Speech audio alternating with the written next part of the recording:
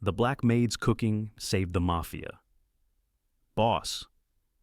During a poisoning attempt he never suspected.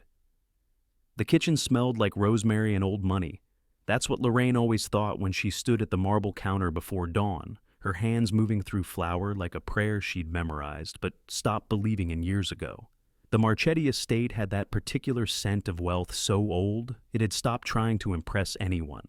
Wood polish and fresh herbs, and something underneath that might have been fear or might have been power.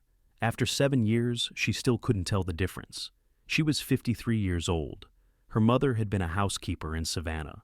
Her grandmother had cleaned the homes of people who would never learn her name. Lorraine understood, in a way that lived in her bones rather than her thoughts, that some inheritances come without paperwork. You learn to move through rooms without disturbing the air. You learn to see everything and remember nothing. You learn that invisibility isn't a weakness, it's armor. The Marchetti kitchen was her kingdom, if kingdoms could be measured in cast iron and muscle memory. 22 burners, 3 ovens, a walk-in refrigerator the size of her first apartment in Detroit. And at the center of it all, Lorraine, turning out plates that men who had ordered other men's deaths would describe, in rare moments of honesty, as the only thing that still made them feel like children. Dominic Marchetti ate breakfast at exactly 7:15. This was not a preference, it was a law, one of the countless small rituals that governed the estate like invisible fences. Lorraine had learned them all in her first year, which doors to use, which hallways to avoid, which silences meant anger, and which meant something worse. She'd learned to read the house the way sailors read weather, understanding that storms could be predicted if you paid attention to the pressure. This morning, she was making his eggs the way he liked them, soft scrambled with truffle oil, a technique she'd perfected after he'd sent back her first attempt, with a look that made 3 grown men in the dining room stop breathing. That was 7 years ago. She hadn't made a mistake since. The truth was, Lorraine was tired. Not the kind of tired that sleep could fix. The kind that accumulated like sediment at the bottom of a river, invisible until one day you realized you were moving slower, thinking heavier, dreaming less. She had a daughter in nursing school, a sister with lupus, a body that reminded her daily that she was no longer the woman who could work a double shift and still dance at her cousin's wedding. She stayed at the Marchetti estate because the money was impossible to walk away from. 3 times what any legitimate household would pay, plus benefits that included a doctor who asked no questions and a lawyer whose number she'd never had to use. She stayed because leaving would require explanations she wasn't prepared to give. The kitchen door swung open. Lorraine didn't look up. She knew by the footsteps that it was Marco, Dominic's nephew, a soft-faced man of 35 who had never quite grown into his family's reputation. He moved through the world like an apology looking for somewhere to land. "Morning, Lorraine." "Morning, Mr. Marco." He hated when she called him that. She knew he hated it. That was why she did it. A small rebellion, invisible to everyone except herself. "My uncle awake yet?" "I don't monitor Mr. Marchetti's sleeping patterns." She cracked an egg with one hand, the yolk sliding into the bowl like a held breath. "That's above my pay grade." Marco laughed, though nothing was funny. "You know everything that happens in this house." Lorraine finally looked at him. He had his mother's eyes, Elena Marchetti, who had died when Marco was 12, under circumstances that no one in the family discussed. Lorraine had cleaned blood out of the library carpet once, years ago. She didn't know whose blood. She didn't ask. That was the deal. That was always the deal. "I know what I need to know," she said. "Nothing more." Marco nodded, his smile flickering like a candle in wind. "That's why you've lasted this long." He left before she could respond. Not that she would have. Some truths were better left in the space between words, where they couldn't be used against you. Lorraine returned to the eggs, whisking them slowly, building the perfect consistency. Through the window, she could see the gardens waking up, roses and hedges maintained by a team of men who came twice a week and never made eye contact with the house staff. The morning light caught the fountain at the center of the lawn, water arcing upward like a question that would never receive an answer. 7 years. She had spent 7 years watching power move through this house like a current, understanding its patterns without ever touching its source. She had served meals to men whose names appeared in federal indictments. She had cleaned rooms where conversations happened that determined whether other men lived or died. She had perfected the art of presence without existence, being exactly where she was needed, exactly when she was needed, while somehow never being seen at all. And through it all, she had told herself the same lie that every person tells themselves when they work for people who operate outside the law. It's just a job. You're not responsible. You're not complicit. You're just surviving. But survival has a way of becoming something else when you're not paying attention. The kitchen timer chimed. 7:12. 3 minutes until Dominic Marchetti walked into the dining room, expecting his breakfast to be waiting, steam rising from the plate like an offering to a god who had forgotten what mercy felt like. Lorraine plated the eggs, added fresh herbs, wiped the rim of the plate with a cloth dampened in warm water, a habit from her grandmother, who believed that presentation was a form of respect. She didn't know, as she carried the plate toward the dining room, that today would be the day everything changed. She didn't know that by sunset, she would hold a man's life in her hands and have to decide whether he deserved to keep it.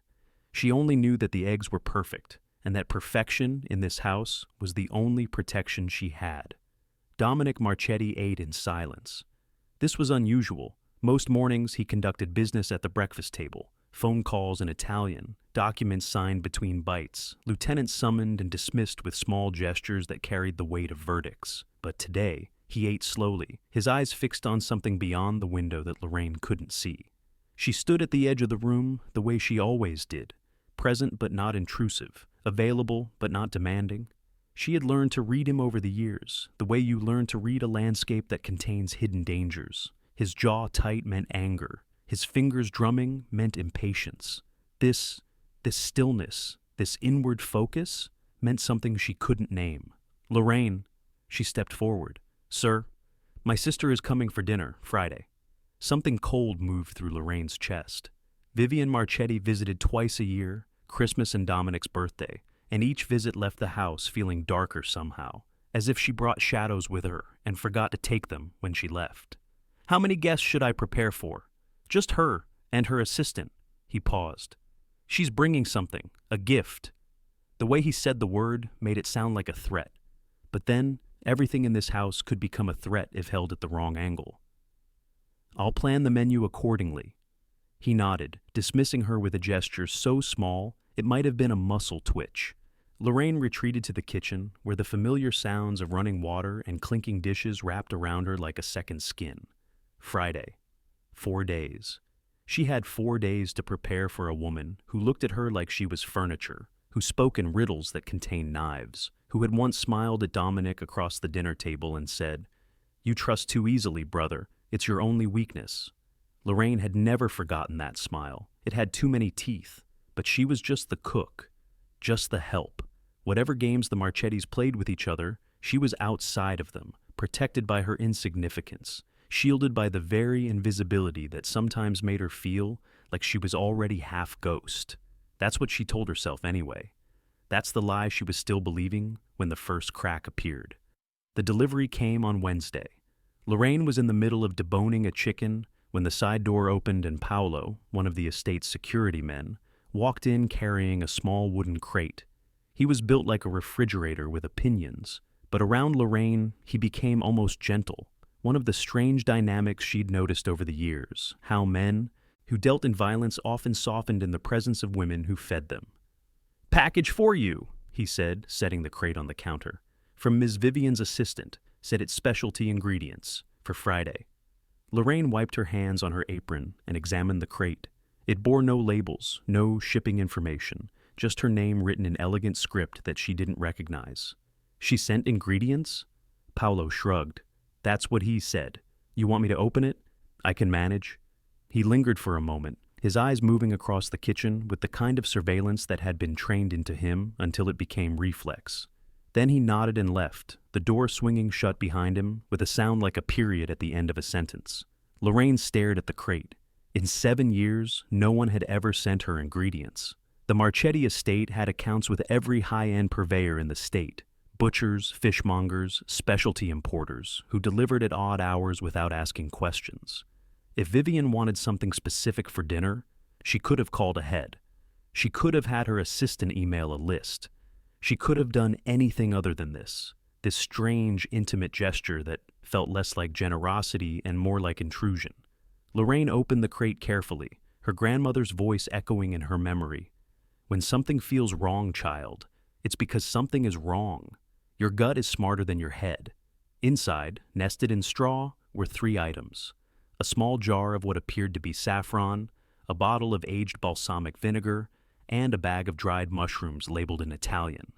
Beautiful things, expensive things, the kind of things you would give someone if you wanted to impress them, or if you wanted to distract them.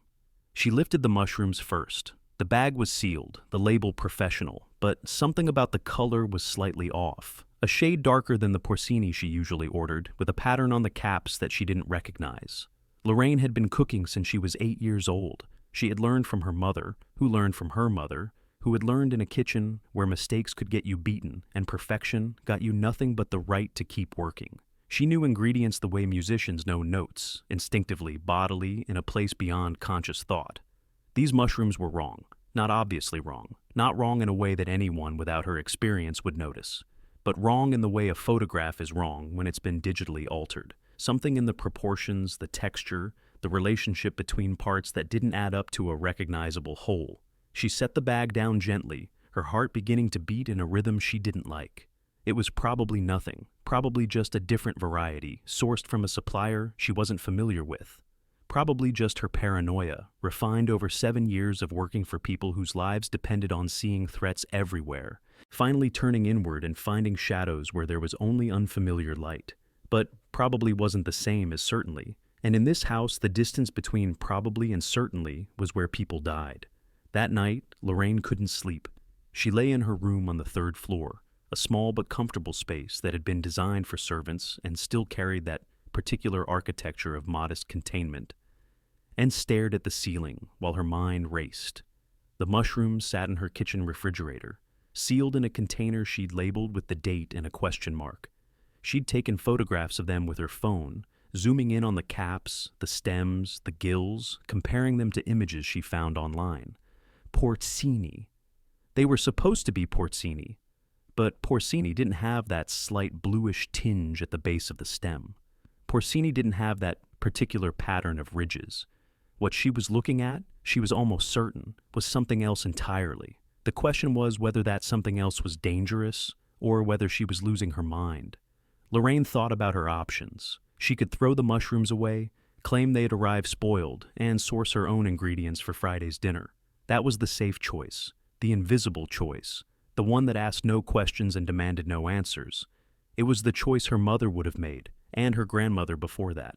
When you work for powerful people, you don't make waves, you don't draw attention. You certainly don't accuse your employer's sister of sending suspicious ingredients without any evidence except a feeling in your gut.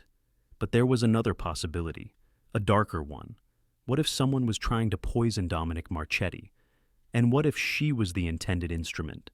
The thought landed in her chest like a stone. She had never considered herself a target before. Never imagined that her position in this house was anything other than peripheral, useful, but unremarkable. But if someone wanted Dominic dead, and they wanted it to look like an accident, what better method than through his food? What better scapegoat than the cook who had sole access to his meals? They would believe it too. The police, the investigators, whoever came asking questions. A black woman in a white man's kitchen, the narrative wrote itself. Disgruntled employee, secret resentments, an opportunity and a motive, never mind that the motive would be invented after the fact. Lorraine sat up in bed, her breath shallow. She had 4 days.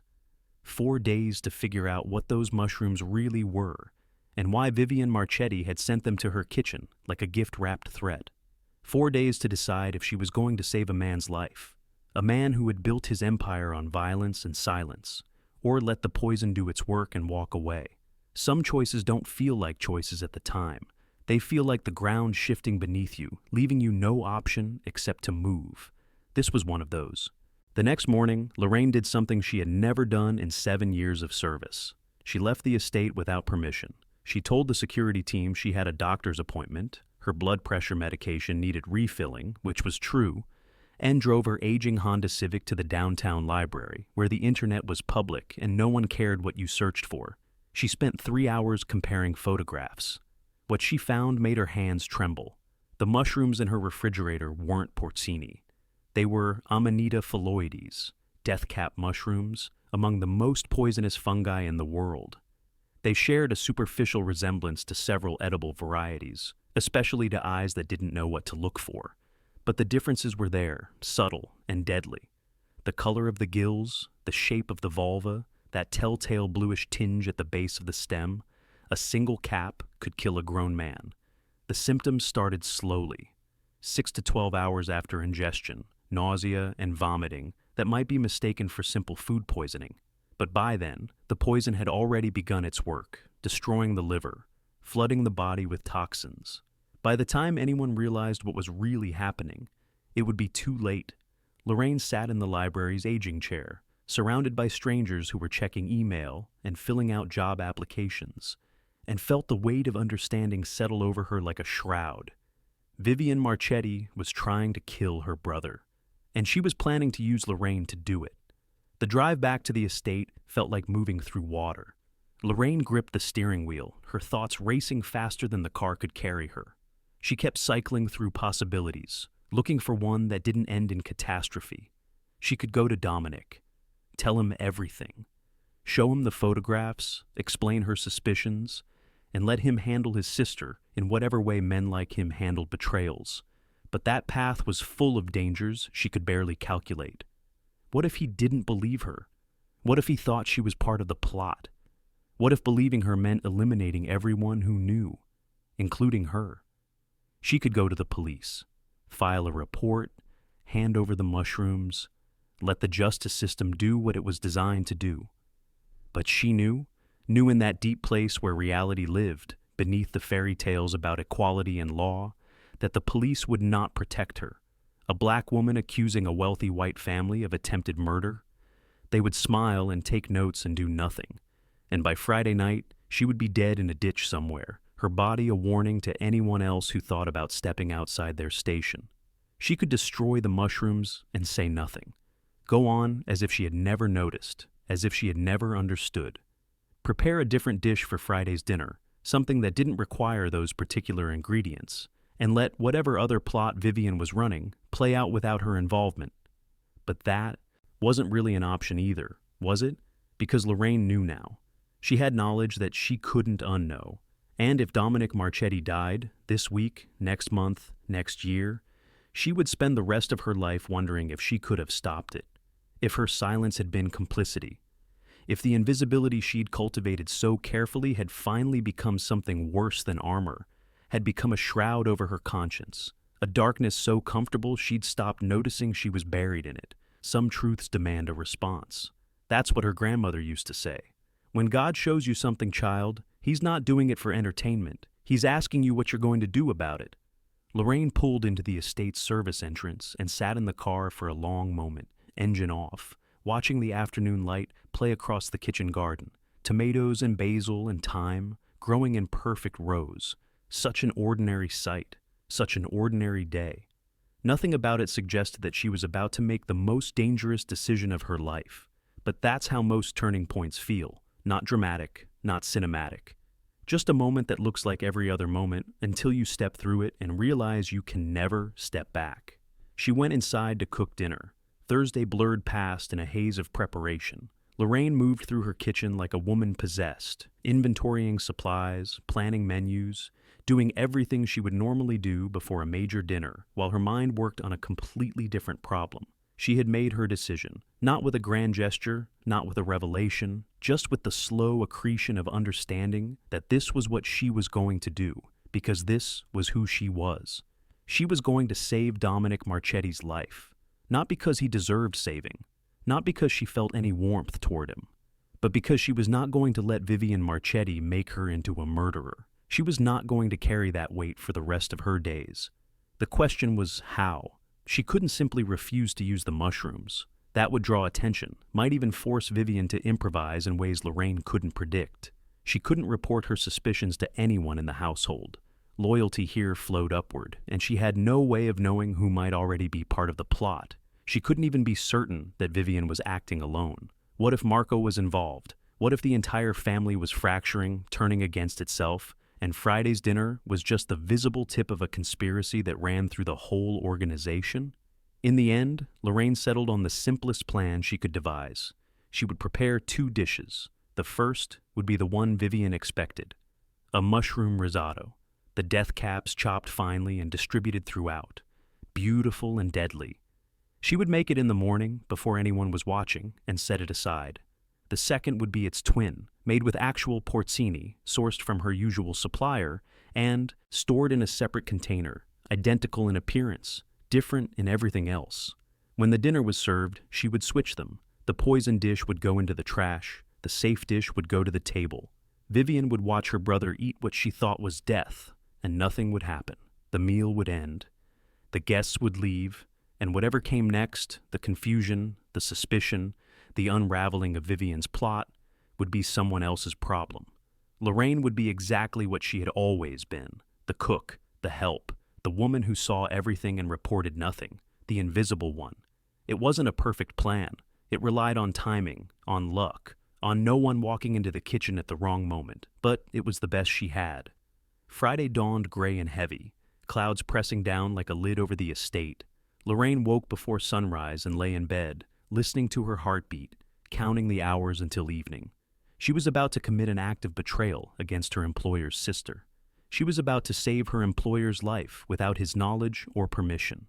And when it was over, if it worked, if she survived, she was going to have to keep working here, keep serving meals and cleaning plates, pretending that nothing had happened while Vivian searched for explanations, and Dominic remained oblivious to how close he had come to death. The weight of it pressed down on her chest like a stone. Lord, she prayed silently, I don't know if what I'm doing is right, but I know it's not wrong. Let that be enough. She rose, dressed, and went down to the kitchen to cook the most important meal of her life. The afternoon arrived like an executioner, quiet, unhurried, absolutely certain. Lorraine moved through the kitchen with the precision of a surgeon, every motion deliberate, every ingredient measured. The risotto came together in 2 versions, one beautiful and deadly, one beautiful and safe, and she transferred them to identical ceramic dishes that she labeled with tiny marks on the bottom, invisible to anyone who wasn't looking. Her hands were steady. Her mind was not. She kept imagining what would happen if she failed. The plate going to the wrong person. Dominic's face across the table, confusion flickering into pain, into terror, into the understanding that someone he trusted had been his end. And then the aftermath. The investigation, the accusation, the certainty that would settle onto her shoulders like a yoke she would never be able to remove. Stop, she told herself. Focus. By 5 o'clock, the kitchen was ready. The risotto waited in its dish, harmless and perfect. The poison version sat in the back of the refrigerator, hidden behind containers of stock, waiting for disposal. Everything was in place. Vivian arrived at 6, sweeping into the estate with the kind of theatrical energy that made everyone else feel smaller. She was 62 years old and looked 50, maintained by money and discipline and a ruthlessness that Lorraine could sense even from across the room. Her assistant, a young man with nervous eyes, trailed behind her like a shadow, afraid of its own source. Lorraine watched from the kitchen doorway as Vivian embraced her brother. The performance was flawless. The warm smile, the sisterly kiss, the exclamations of how well he looked. No one watching would ever guess that she had spent weeks planning his death. But Lorraine knew that was the burden now. She knew, and she had to carry that knowing through the entire evening, through every course and every conversation, until the meal ended and the guests departed and she could finally breathe again. The truth doesn't break people, Lorraine thought. The pretending does. At 7:30, she began plating the first course. The kitchen was warm, steam rising from pots like prayers, and Lorraine moved through the choreography she had rehearsed 1,000 times. Appetizers first, then salad, then the risotto. She was reaching for the safe dish, the one with her mark on the bottom, when the kitchen door swung open. Marco. He stood in the doorway, his soft face tight with something she couldn't read. Nerves, maybe, or guilt, or something else entirely. Lorraine. His voice was strange. My aunt asked me to check on the risotto. She wanted to make sure you used the mushrooms she sent. Cold flooded through Lorraine's chest. She forced her face to remain neutral, her hands to keep moving. "The risotto is ready, Mr. Marco. I'll be serving it shortly." She was specific. He took a step into the kitchen, his eyes scanning the counter. She said those mushrooms were a special variety, imported, very expensive. She wanted to make sure they didn't go to waste. Lorraine's mind raced. She could feel the moment pivoting around her, balanced on a knife's edge. If she reached for the wrong dish, if she hesitated too long, "I used every one," she said smoothly, pulling the safe dish from its position and beginning to portion it onto plates. "Your aunt has exquisite taste. The flavor is remarkable." Marco watched her work. She could feel his eyes on her hands, tracking each movement. Was he part of it? Did he know what the mushrooms really were? Or was he just an errand boy, dispatched to ensure compliance without understanding what he was ensuring? "Can I have a taste?" he asked suddenly. The question hung in the air like a held breath. This was the test. If he tasted the risotto and nothing happened to him, he would know the safe version had been served.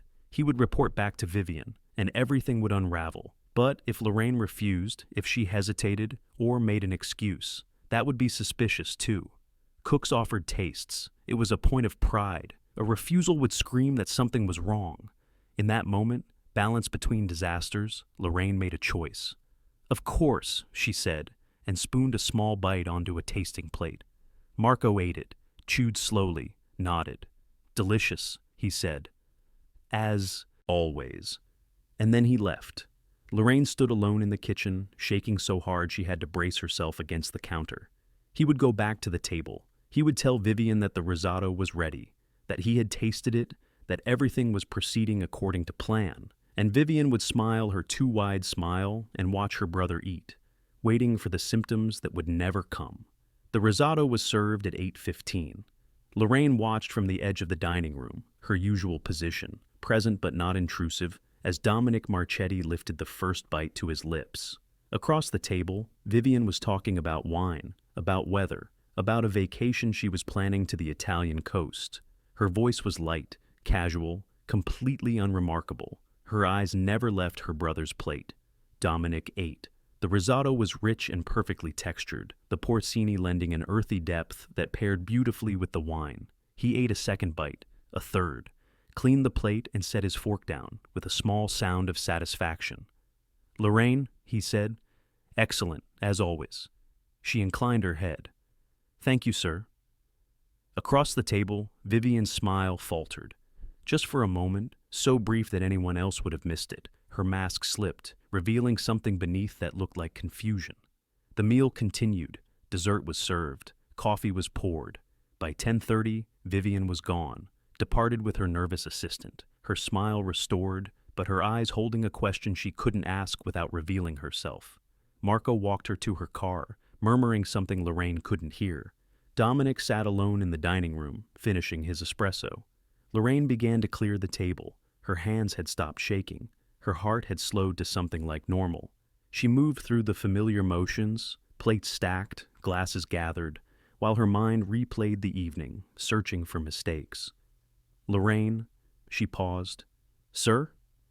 Dominic was watching her with an expression she had never seen before. Not the dismissive acknowledgement of service, not the distant approval he offered when a meal exceeded expectations.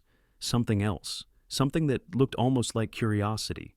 "You've worked for me a long time," he said. 7 years, sir."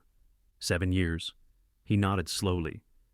"In all that time, have you ever seen my sister send ingredients for a meal?" The question was casual, but nothing in this house was casual. Lorraine kept her face neutral. "No, sir. That was a first." "Interesting." He finished his espresso and set the cup down. "I thought so too." He rose without another word, walking toward his study with the measured tread of a man who had learned to never reveal his thoughts. Lorraine watched him go, understanding flooding through her like cold water. He knew. Maybe not the specifics, maybe not the full truth, but he knew enough.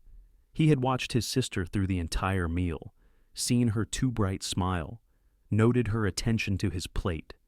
He had decades of experience reading betrayal in the faces of people who thought they were hiding it, and he had asked Lorraine a question designed to see how she would answer. She had passed, but she would never know what might have happened if she hadn't. That night, Lorraine threw away the poisoned risotto. She bagged it carefully, drove to a dumpster 3 miles from the estate, and deposited it among garbage that would be collected before dawn. No evidence, no trail, nothing to connect her to what might have happened or what she had prevented.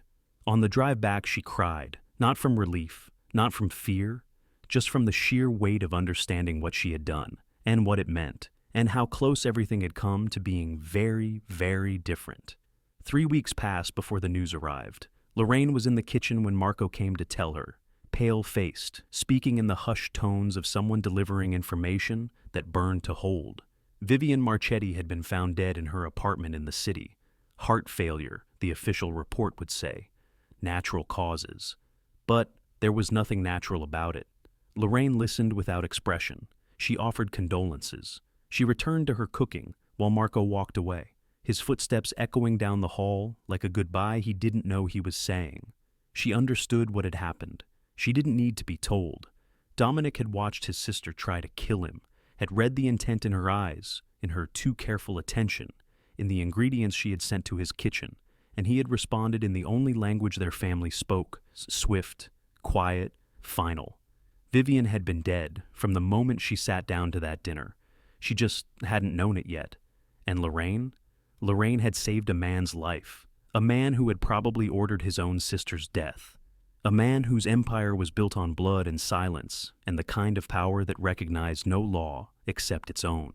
She had saved him not because he was good, not because he deserved it.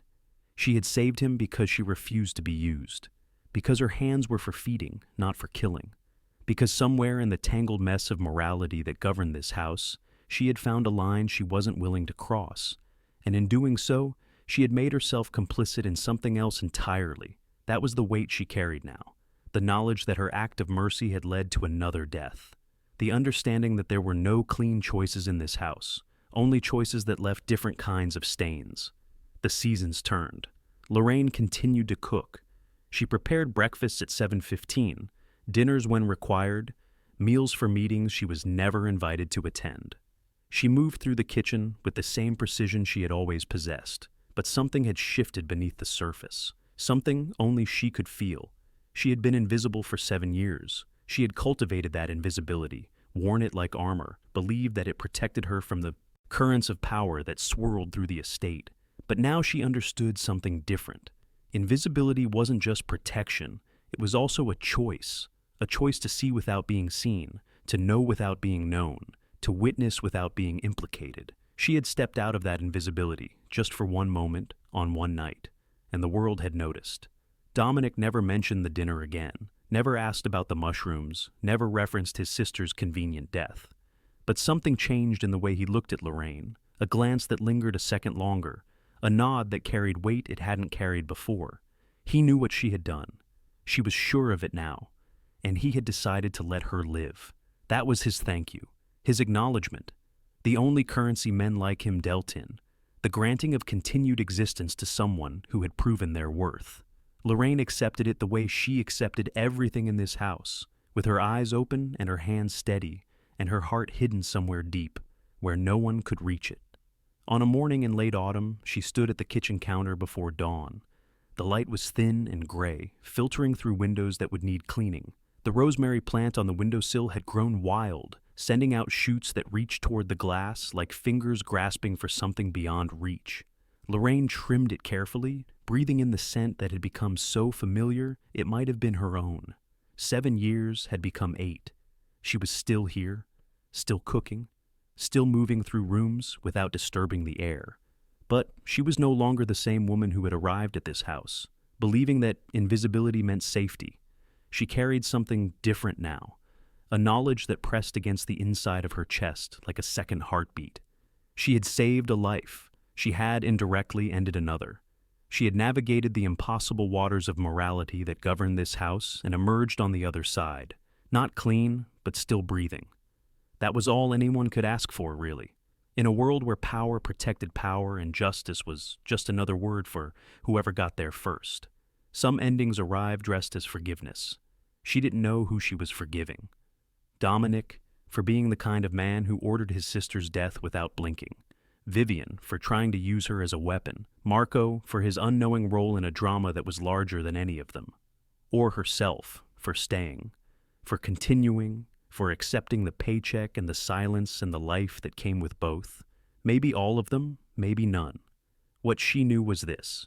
She would cook breakfast at 7:15. She would plate the eggs exactly as Dominic preferred them. Soft scrambled with truffle oil, not too runny, not too firm. She would carry them to the dining room and set them before him without ceremony, without acknowledgement, without any indication of what had passed between them in the space between that dinner and this dawn.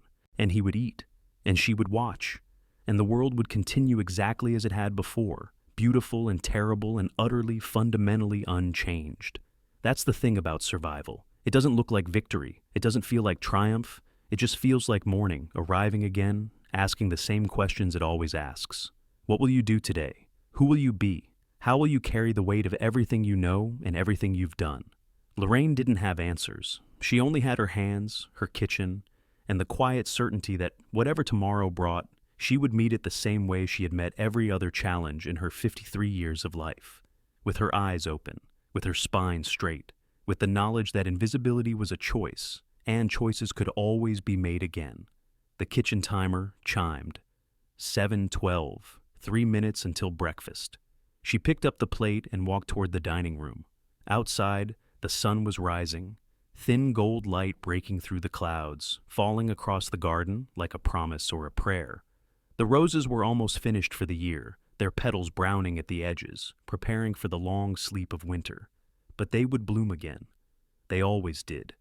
That was the secret no one told you about survival. It wasn't about winning. It wasn't about escaping. It was about lasting. About being there when the seasons turned, when the light came back, when the world remembered that even the longest winter eventually ends. Lorraine set the plate on the table. Steam rose from the eggs like breath in cold air.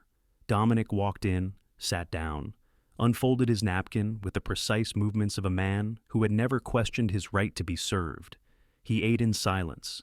She watched from the edge of the room, and somewhere in the space between them, in the current of knowledge that neither would ever acknowledge aloud, a truth lived that was larger than both of them. She had saved him. He had let her live. In the language of this house, that was as close to grace as anyone would ever get. Even silence has a sound, if you've lost enough. The end.